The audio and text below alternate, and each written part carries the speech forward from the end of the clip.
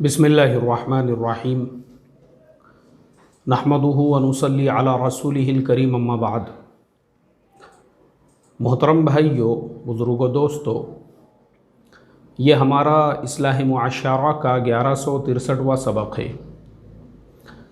मोहतरम दोस्तों, लॉकडाउन के इस ज़माने के अंदर बहुत सारे माँ बाप ऐसे हैं जो अपनी औलादों से परेशान हो चुके हैं। उसका रीज़न, उसकी वजह सिर्फ़ और सिर्फ ये है कि औलादों को अपने माँ बाप बोझ लगने लगे हैं। बहुत सारे बुज़ुर्ग लोग जिनकी उम्र 70, 75, 80 साल है, वो इस्लाह मुआशरा के मेंबर से वो बेचारे अपना दर्द ईमेल के ज़रिए से और फ़ोन करके कि उनके कैसे हालात है, किन हालात के अंदर वो अपने घरों में ज़िंदगियां गुजार रहे हैं, उनको घरों के कोने में एक पुराना सामान जैसे होता है उस तरीक़े से वो पड़े हुए हैं। कोई उनका पुरसाने हाल नहीं है। बाज़ घरों के अंदर अल्लाह के फ़ज़ल व करम से हर तरह की आसाइश है, आराम है, सुकून है, इत्मीनान है। उसके बावजूद भी माँ बाप जो है वो नज़रअंदाज कर दिए गए हैं, जिसकी वजह से माँ बाप परेशान हाल हैं।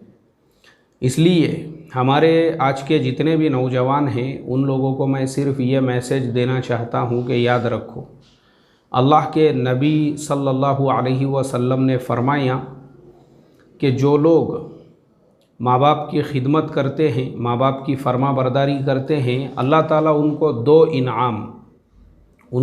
दो इनाम दुनिया में ही अता फ़रमाता है। और जो माँ बाप की नाफरमानी करते हैं, माँ बाप को ऐसे तकलीफ़ देते हैं, माँ बाप को ऐसे परेशान करते हैं कि जिन माँ बाप ने पैदा किए थे वो माँ बाप से ज़्यादा अहमियत अब सास ससुर की हो चुकी है, वो माँ बाप से ज़्यादा अहमियत साड़ू और सालियों की हो चुकी है, वो माँ बाप से ज़्यादा अहमियत दीगर दोस्त अहबाब की हो चुकी है, और माँ बाप औलाद के दुश्मन बने हुए हैं। औलाद को ऐसा लगता है तो अल्लाह के नबी सल्लल्लाहु अलैहि वसल्लम ने फरमाया कि ऐसी जो औलादें हैं वो जैसा सुलूक अपने माँ बाप के साथ करेंगी, उसके दो अज़ाब दुनिया में ही अल्लाह ताला उनको अता फ़रमाएंगे। जो दो नेमतें हदीस के अंदर बयान की है, पहली जो नेमत है अल्लाह तबारक व तआला माँ बाप के फरमाबरदार को जो अता फ़रमाते हैं उसकी उम्र में बरकत अता फ़रमाते हैं, और उसके रोज़ी के अंदर अल्लाह तबारक व तआला बरकत अता फ़रमाते हैं। और जो माँ बाप की नाफरमानी करता है, जो दो अज़ाब उसके ऊपर आते हैं, उनमें सबसे पहला अज़ाब, एक तो उसकी रोज़ी कम कर देते हैं और उसकी उम्र में से अल्लाह ताला उसकी उम्र की बरकत को भी ख़त्म कर देते हैं। ये दो अज़ाब है ये जो दुनिया में ही उसके ऊपर आते हैं। और मैं आप लोगों को, मैं अब आपको आंखों देखे कुछ वाक़ियात बताने वाला हूँ जिन्होंने अपने माँ बाप की फरमाबरदारी की, माँ बाप की खिदमत की। अल्लाह ताला ने उनकी उम्रों में कैसे बरकत अता फ़रमाया और अल्लाह तबारक व ताला ने उनकी रोज़ियों में कैसे बरकत अता फ़रमाई। एक इलाक़े के अंदर मैं चिल्ले की जमात में चल रहा था, मेरे ख़्याल से पैदल हमारी जमात थी देहातों के अंदर, तो एक देहात के अंदर हम लोग पहुँचे तो एक साथी ने हम लोग जो है जुमा की नमाज़ का वक्त हो गया, तो एक बुज़ुर्ग जिनकी उम्र तकरीबन 100 साल से ऊपर होंगी, जुमा की नमाज़ के लिए वो आए और कोने में जो है एकदम कोने में मस्जिद के वो लेट गए। आकर उनको 2-4 नौजवानों ने लेकर आए, लेट गए वो। अब लेटने के बाद में थोड़ी देर के बाद जब जुमा के खुतबे के लिए ख़तीब मिंबर पे खड़े होने लगा तो अपनी जगह से बैठ गए। पूरे खुतबे को उन्होंने ध्यान से सुना, नमाज उन्होंने पूरे इत्मीनान से पढ़ी, और उसके बाद में जो है वो उनके जो पोतरे और जो औलादें थी उनको उठा के लेकर चले गए।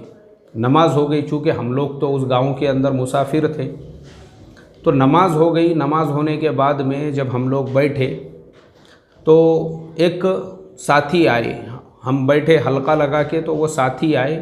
फिर वो साथी कहने लगे, बोले वो जो बुज़ुर्ग थे वो मेरे दादा है। मैंने कहा आपके दादा? क्योंकि जिन्होंने कहा मेरे दादा है उनकी उम्र ख़ुद तकरीबन 50 साल या उससे ऊपर होंगी। बोले मेरे दादा है। मैंने कहा आपके दादा है? बोले हाँ मेरे दादा है। मैंने कहा माशाअल्लाह, बड़ी खुशी हुई आपके दादा को देख करके, मस्जिद में इतनी उम्र है। बोले हाँ उनकी उम्र तकरीबन 100 साल से ऊपर है। बोले 100 साल से भी उनकी उम्र जो है ऊपर है, लेकिन हमारे दादा की खिदमत के लिए मैं पोतरा हूँ, तो मैं अकेला उनका पोतरा नहीं हूँ, ऐसे बहुत सारे पोतरे हैं उनके। तो सबके दरमियान में हम लोग कुरा निकालते हैं, उनकी खिदमत कौन करेगा, इसलिए कि हर एक ये चाहता है कि दादा की खिदमत मैं करूं। तो बोले दादा की जो खिदमत है, दादा की खिदमत की बरकत से फिर उन्होंने बताए कि दादा की खिदमत जो है हम सारे पोतरों में इस तरीक़े से मुकाबला क्यों चलता है। वो इसलिए चलता है क्योंकि हमारे दादा जो है उन्होंने ईमान कबूल किए थे, नौ मुस्लिम थे, और उनकी वालिदा वो भी ईमान में दाखिल हुई। तो दादा उस ज़माने में, आज से तकरीबन 70-65 साल पहले, दादा अपनी वालिदा को हज के लिए लेकर गए, और बेचारी उनकी वालिदा बूढ़ी, तो दादा ने अपनी वालिदा को पूरा हज अपनी पीठ पे बिठाकर कराई। सफ़ा मरवा के दरमियान की जो सई है, बैतुल्लाह का जो तवाफ़ है, मिना से अराफ़ा, अराफ़ा से मुज़दलिफ़ा, मुज़दलिफ़ा से फिर मिना, फिर कंकरियाँ मारना है, जितने भी हज के अरकान होते हैं वो सारे अरकान दादा ने जो अदा किए अपनी वालिदा को पीठ पे बिठाकर। उनके ज़माने, उनका जवानी का ज़माना होगा, उन्होंने अपनी वालिदा की खिदमत की है। आज उन बुज़ुर्ग की उम्र 100 साल से ऊपर हो चुकी है, 100 साल से भी ऊपर हो चुकी है, और आज उनके पोतरों में मुकाबला चल रहा है कि उनकी खिदमत कौन करेगा। यानी हर आदमी उनकी खिदमत पूरी बशाशत के साथ में करना चाहता है। तो ये सिला जो अल्लाह ने दिया उनको उनकी वालिदा की खिदमत की वजह से। और फिर उन साहब ने जिन्होंने मुझे ये वाक़या सुनाए, उन्होंने फिर ये बताया मैं भी गरीब आदमी हूँ, बोले बकरियाँ चराता था, मेरा कोई बड़ा कारोबार नहीं था। बकरियाँ जो है, बकरियाँ हकालते हुए एक बाज़ार से दूसरे बाज़ार लेकर जाना, यही मेरा काम था। फिर मैं अल्लाह से हमेशा ये दुआ करता था कि अय अल्लाह मुझे मेरे दादा के खिदमत की तौफ़ीक़ अता फ़रमा, और मैं गरीब हूँ, मेरे पास उतना माल नहीं है, दौलत नहीं है, पैसा नहीं है, मेरा मकान भी जो है वो ऊंचाई पर है, जिसकी वजह से दादा को घर में आने जाने में तकलीफ़ है, दादा मेरे घर में नहीं आ सकते हैं। तो अय अल्लाह तू मुझे मेरे दादा के खिदमत की बरकत से कम इतना माल दे दे कि मैं ऐसा मकान बनाऊं जो मकान ज़मीन के बराबर लेवल में हो, कि दादा को सीढ़ी चढ़ने की ज़रूरत ही ना पड़े। बोले अल्लाह ताला ने मेरी दुआ को कबूल किया, मेरे कारोबार में अल्लाह ने बरकत दिया, फिर मैं ख़ुद ताजिर बन गया। मैं दूसरों की बकरियां हकालता था, अब मैंने ख़ुद अपना कारोबार शुरू किया, तो अल्लाह ने मकान का भी मालिक बनाया। तो मैंने पहले वैसा मकान बनाया जैसा दादा के लिए ज़मीन के लेवल का चाहिए था, और मैंने गाड़ी जो ख़रीदा वो सिर्फ़ और सिर्फ इस नीयत से ताकि दादा को मस्जिद से घर और घर से मस्जिद आने में तकलीफ़ ना हो। मेरे मोहतरम दोस्तों, इस वाक़ये में दोनों बातें हमको पता चली। अल्लाह के नबी सल्लल्लाहु अलैहि वसल्लम की वो जो हदीस कि माँ बाप की खिदमत करने वाले को उसके उम्र में भी बरकत देंगे। दादा की उम्र 100 साल से ऊपर हो गई, जो उम्र में बरकत हुई वो कहाँ से? उन्होंने अपनी वालिदा को पीठ पे बिठाकर हज किया। और माल में भी अल्लाह बरकत देंगे। अब माल में देखो अल्लाह ने कितनी बरकत दी कि पोतरे ने नियत किया कि मैं दादा की खिदमत करूं, अल्लाह ने उसको मालदार बना दिया। जो दूसरों के यहाँ पे मुलाजिमत और नौकरी किया करता था, अल्लाह ने उसको मालिक बना दिया। ये अल्लाह ताला का निज़ाम है ये। और दूसरी तरफ जो माँ बाप के नाफरमान, माँ बाप को सताने वाले, माँ बाप को तकलीफ़ देने वाले, माँ बाप को रोटियों के लिए मोहताज रखने वाले, अल्लाह उनकी उम्रों में से बरकत को कैसे ख़त्म करता है, उनकी रोज़ियों की बरकतों को अल्लाह ताला कैसे ख़त्म करता है, उसके भी सैकड़ों वाक़ियात आज हमारे सामने हैं।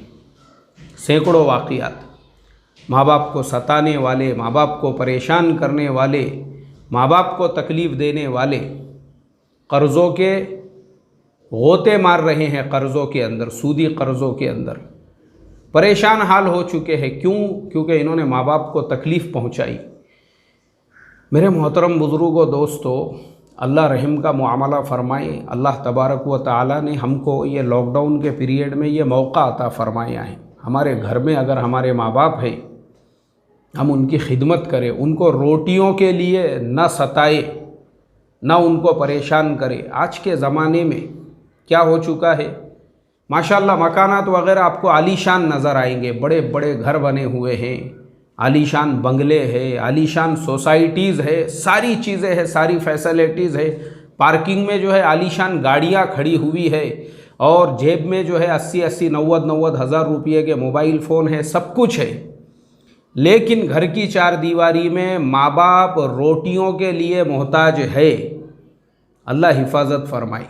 माँ बाप को 2 वक्त का खाना नहीं मिल रहा है, क्योंकि आज के ज़माने के अंदर यानी माँ बाप जो बूढ़े हैं, बूढ़े उनकी खिदमत करना, उनको टाइम टू टाइम चाय देना, उनको टाइम टू टाइम खाना देना, उनकी ज़रूरियात का ख़्याल रखना, हमारे आज के ज़माने के जो फैशनेबल कपल्स है उन लोगों को बोझ लग रहा है, बोझ उल्टा उनको ये लग रहा है। इसीलिए आप देखो कि हमारे ज़माने में अभी हम लोग जो है 12 रबीउल अव्वल के मौके पर एक इसमें गए थे, वृद्धा आश्रम के अंदर। बुज़ुर्ग लोग जहाँ पे रहते हैं उन लोगों के लिए हम लोगों ने कुछ बिस्किट वगैरह लेकर गए थे। वहाँ पर जब हम गए तो वहाँ हमने देखे, हमारे साथियों ने इंग्लिश में बात की है। वहाँ पे जो लोग थे अच्छे घरानों के, सब बड़े बड़े हाईटेक सोसाइटीज़ में रहने वाले, वैसे घरानों के लोग वहाँ पर। अल्लाह हिफाजत फरमाए।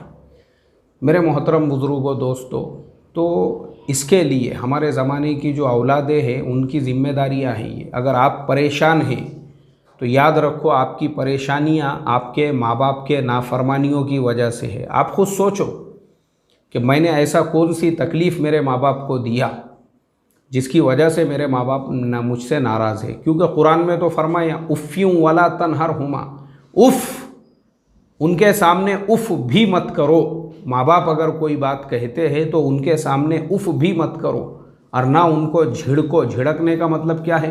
अरे बैठो हज़रत, बैठो, बोले बैठो, वो पुराने ज़माने की बातें तुम्हारे पास ही रहने दो। आज का डिजिटल ज़माना है, जो चीज़ समझती नहीं ना तुमको, बोलो मत बोले।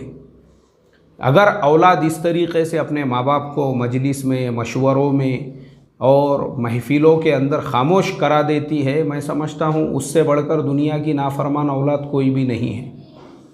इसलिए मेरे मोहतरम बुज़ुर्गों, दोस्तों, मैं आप लोगों से यही रिक्वेस्ट करूँगा कि देखो, चूँकि हमारे पास लोग इस तरीक़े से शिकायतें करते हैं, रोते हैं, लोग आकर रोते हैं, और इसीलिए आपने देखे होंगे, मैं अक्सर मसाइल वग़ैरह किसी ने पूछा मेरे से तो मैं उनको यही बताता हूँ कि अपनी ज़िंदगी में अपनी औलादों को अपनी प्रॉपर्टीज़ का, अपने माल का, अपने दौलत का, अपनी जायदादों का मालिक बिल्कुल नहीं बनाना चाहिए, बिल्कुल भी नहीं बनाना चाहिए। अगर आप ये चाहते हैं कि बुढ़ापे के अंदर आप आराम की, इत्मीनान की, सुकून की ज़िंदगी गुजारे, तो अपनी ज़िंदगी में अपनी औलादों के हवाले प्रॉपर्टीज़ कभी भी नहीं करना चाहिए। ये जो बहुत सारे लोग मसाइल पूछते हैं कि मुझे 4 बेटे हैं, 2 बेटियां हैं, और मेरे पास में जो है इतना मुझे, अभी मेरी जॉब से मैं रिटायर हो चुका हूँ, तो गवर्नमेंट की तरफ से मुझे इतने पैसे मिले हुए हैं, अब मैंने अपनी औलादों में कैसे तकसीम करना।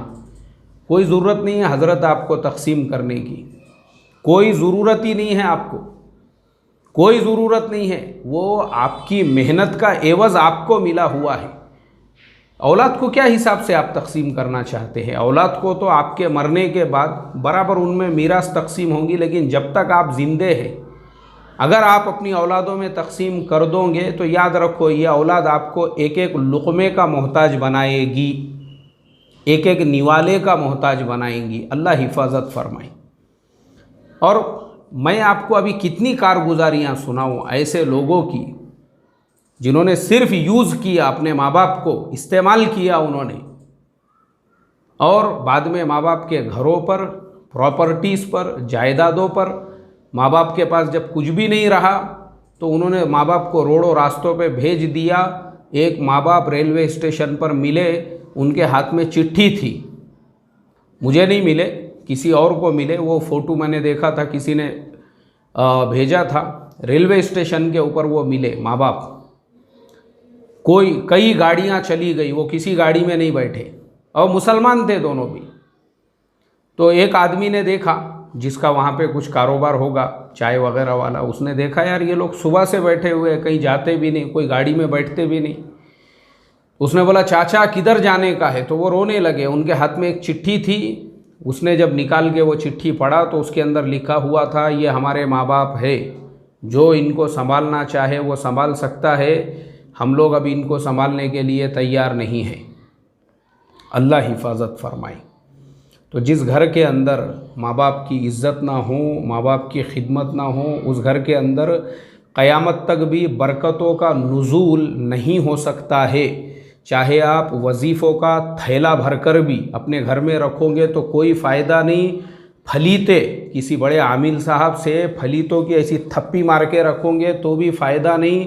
किसी के पास से पढ़ के ला के नारियल, ऐसा पोटला भी लटकाओगे, नारियलों का पोटला नहीं, नारियल ऐसे घर में खोद खोद के नारियल के झाड़ भी लगा दोगे तो भी कोई फ़ायदा नहीं होगा। अगर आपके माँ बाप आपसे नाराज़ है, कभी भी इससे बरकतें नहीं आएंगी, याद रखो। या एक आधे आमिल को ही लाकर घर में परमानेंट आपने बिठा दिए तो भी आपको कुछ फ़ायदा होने वाला नहीं है। कितने भी आमिलों के दरवाजे घूम लो, कितने भी नींबू हरी मिर्ची के थप्पियाँ लगा दो घर में लाकर, कोई फ़र्क नहीं पड़ेगा अगर माँ बाप नाराज़ है। इसलिए मेरे मोहतरम दोस्तों, मेरी रिक्वेस्ट और दरख्वास्त है, लॉकडाउन का ज़माना और उसके बाद का भी ज़माना, माँ बाप की आँखों में आंसू और उनके दिल से आह निकलनी नहीं चाहिए। बस ये आह और आंसू आपकी ज़िंदगी बर्बाद करने के लिए काफ़ी है। अल्लाह हिफाजत फरमाए, माँ बाप की कदरदानी करने की और उनकी खिदमत की हम तमाम को तौफ़ीक़ नसीब फरमाए। अस्सलामु अलैकुम व रहमतुल्लाहि व बरकातुहू।